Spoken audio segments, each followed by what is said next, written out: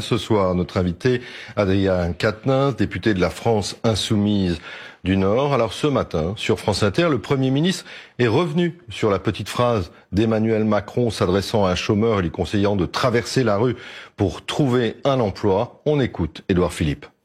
Il y a énormément d'entreprises en France qui veulent recruter et qui ne trouvent pas. Ça veut dire qu'il y a un vrai problème.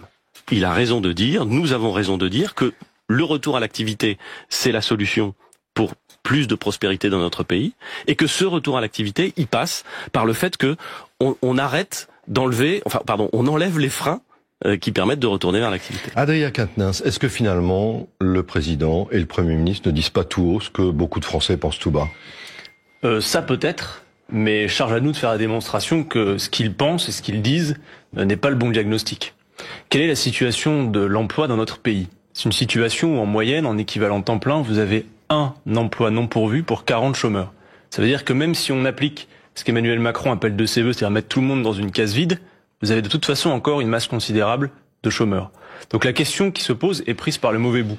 Quelle est la responsabilité d'Emmanuel Macron et des politiques qui sont menées depuis avant lui dans la situation de l'emploi dans notre pays? Pourquoi il ne peut pas y avoir de retour à l'activité dans notre pays? Parce que, en gros, la politique de l'emploi en France que poursuit Emmanuel Macron, plus durement que ses prédécesseurs, se résume en peu de mots. Diminuer les droits des travailleurs, déréguler le marché du travail, alors qu'il n'y a pas de corrélation entre le contenu du droit du travail et le niveau de chômage, et exonérer de charges, comme ils disent, de cotisations des entreprises. On voit d'ailleurs, à l'issue de ces 15 premiers mois à peu près d'Emmanuel Macron, que il n'y a pas d'effet positif pour l'emploi. Et à côté de ça, moi je vous le dis, la France Insoumise, parce que nous sommes pour le partage des richesses et donc le pouvoir d'achat, et aussi parce que nous proposons la planification écologique, nous sommes le mouvement des carnets de commandes remplis. Et je pense que c'est plus important les carnets de commandes que le droit du travail. Et beaucoup d'entrepreneurs vous le diront. La France Insoumise propose une relance de l'activité. Et ça, c'est prendre le problème. Emmanuel Macron devrait juste se rendre compte, je conclue là-dessus, que plutôt que de s'attaquer aux chômeurs, c'est bien au chômage qu'il faut s'attaquer. Adrien Quatennens, à propos de pouvoir d'achat, le Premier ministre ce matin a exonéré 300 000 retraités de la hausse du CSG en 2019. Puis il a dit les retraités comprennent ma politique. Vous êtes d'accord avec je pense qu'il tire des conclusions avant. Il dit les retraités comprennent parce qu'il a envie d'y croire qu'ils comprennent. Mais les retraités comprennent surtout que pour le moment et depuis le début de ce quinquennat, Emmanuel Macron leur fait les poches. Alors ils apparaissent pour lui comme ceux qui peuvent le faire le plus d'efforts, mais en l'occurrence, toute la politique budgétaire du gouvernement a été de redistribuer toujours plus d'argent à ceux qui tiennent le plus de capital, et les retraités, eux, ont été durement tapés au portefeuille. Globalement, d'ailleurs, ce gouvernement attaque. Je pense pas qu'on puisse honnêtement et raisonnablement considérer que quand on a 1200, 1300 euros de retraite, on est privilégié. Donc là, qu'est-ce qui se passe? C'est que le gouvernement, dans une rentrée qui est finalement assez chaotique, faut le dire, voit bien qu'il y a des échéances électorales qui arrivent, et que comme ce sont les premières échéances électorales depuis l'installation d'Emmanuel Macron et de cette majorité au pouvoir, de fait, et nous allons appeler à faire ça, ça va être aussi l'occasion de sanctionner leur politique. Qui plus est d'ailleurs, tout ce qu'ils font, c'est directement voulu par la Commission européenne. Donc voter contre la politique d'Emmanuel Macron au mois de mai 2019, ou voter contre l'Europe de ses traités particuliers, c'est faire une seule et même chose, et donc les retraités vont avoir l'occasion de faire en sorte qu'Emmanuel Macron se rappelle à leurs bons souvenirs dès le mois de mai 2019. Gilles Bornstein. Adrien Quatennens, est-ce que pour vous la demande de la justice d'une expertise psychiatrique pour Marine Le Pen est une décision politique? Moi, je vais vous dire une chose, quand il y a des procédures, globalement, je suis, y compris au niveau de la justice, pour qu'on les respecte. Par contre, je crois que, véritablement, c'est pas sur ce terrain-là que se mènera le combat politique contre l'extrême droite. Et je suis pas pour qu'on psychologise les débats et la question politique autour de Marine Le Pen. Je crois que c'est politiquement qu'il faut s'attaquer au Front National.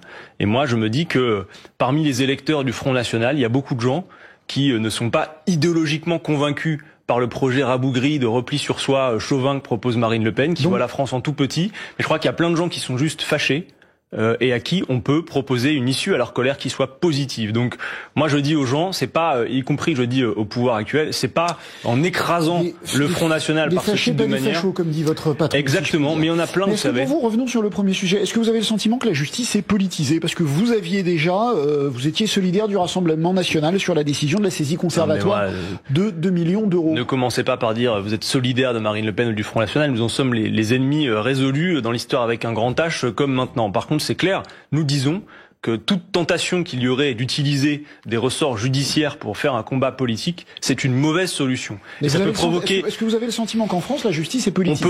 En tout cas, là, en l'occurrence, il y a un risque que ça puisse être lu comme ça, et Marine Le Pen n'hésitera pas d'ailleurs à l'utiliser, y compris si ce n'est pas ce que cherche à faire la justice. Elle a commencé à faire aujourd'hui, l'utiliser. Nous disons que le combat contre le Rassemblement national, contre le Front national, se mène sur le combat des idées, et c'est ce que nous faisons, et c'est ce qu'il faut continuer à faire. Alors, à propos de combat, une petite question politique. La dernière fois qu'on s'est vu, vous étiez, quasiment candidat à la mairie de Lille. Est-ce qu'on peut enlever le quasiment? Est-ce que vous pouvez nous dire ce soir, oui, je suis candidat à la mairie de Lille? Non, je peux pas vous en parler ce soir pour une raison simple. Gilles Bornstein, c'est qu'à cette heure, on le voit, il y a toutes sortes d'ambitions personnelles complètement dépourvu d'ambition politique pour les villes. On voit Monsieur Collomb partir à Lyon. Moi, je vois à Lille toutes sortes de personnes déclarer leur candidature, avoir de belles doubles pages dans les journaux de la région, sans avoir une seule proposition politique à mettre sur la table. Donc, pour l'instant, le mouvement La France Insoumise, il est tous les jours au terrain, sur le terrain, à l'action. Il prépare les prochaines échéances. D'ailleurs, il ne faudra pas oublier qu'avant l'échéance municipale, il y a une échéance européenne. Et je dis d'ailleurs à toutes celles et ceux qui veulent simplement municipaliser les scrutins, en faire des scrutins locaux, qu'ils ne pourront pas s'émanciper de la politique nationale et que les européennes donneront à voir quelque chose du rapport de force. Pour Lille, eh bien on en reparle un peu plus tard. Une toute dernière question. Notre sondage exclusif Odoxa Dentsu Consulting pour France Info et Le Figaro montre que près de 3/4 des Français ont suivi directement ou se sont renseignés sur l'audition d'Alexandre Benalla hier par le Sénat. Vous comprenez que c'est une affaire qui passionne les Français, d'un mot? Évidemment, de par sa gravité, c'est-à-dire que toute la première année d'Emmanuel Macron a montré que sur le fond, il était dans la continuité de Sarkozy et Hollande. Le seul espoir que pouvaient encore avoir les Français, c'était de se dire, ce monsieur-là nous a dit on lavera plus blanc que blanc, on va faire la République exemplaire. Il voit que ce n'est pas la République exemplaire, c'est la République des affaires. Donc cette affaire a achevé de convaincre que la Macronie était en décomposition. Et évidemment, les gens ont suivi ça avec intérêt, parce que apprendre qu'un proche collaborateur du président de la République se sent autorisé de se déguiser en policier pour aller taper sur des manifestants, forcément, ça sème... Vous savez, les Français n'aiment pas les passe-droits, hein. Ils aiment pas quand on se sent au-dessus des lois. Mais pourtant. Donc Merci forcément, beaucoup, ça passionne. Adrien Quatennens.